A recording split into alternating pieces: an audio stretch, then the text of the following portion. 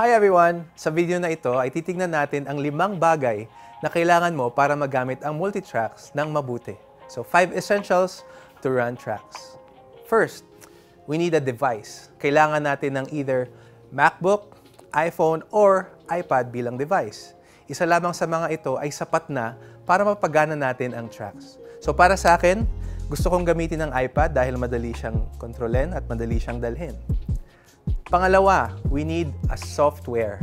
So, kailangan natin ng software para i-host ang mga tracks. Gagamitin natin ang playback mula sa multitracks.com. Pwede rin ang playback sa MacBook, sa iPad, or sa iPhone. Napakadaling gamitin.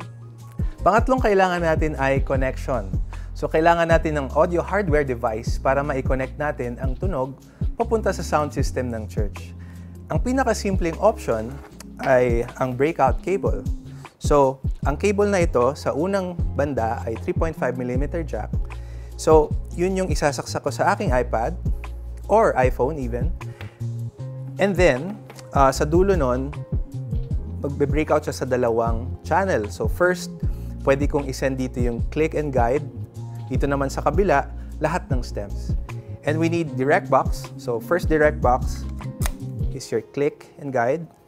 Other direct box is for all the stems.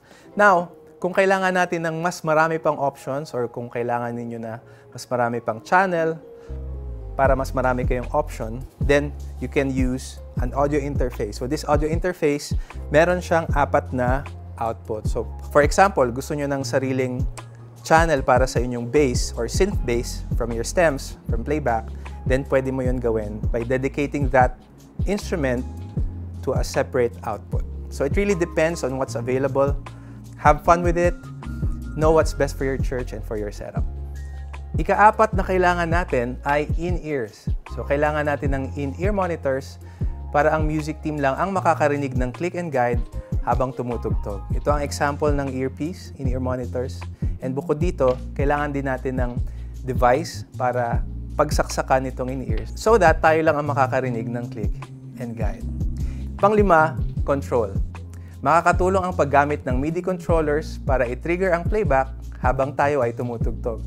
Ako ay bass player, so sobrang helpful sa akin itong Foot MIDI controller. I can control my stems, I can control the playback app using this MIDI controller. So, for each of the buttons here, you can assign any button from playback at makokontrol nito. Iyon. Hindi ko kailangang bitawan ng bass guitar ko para kontrolin yung stem sa playback.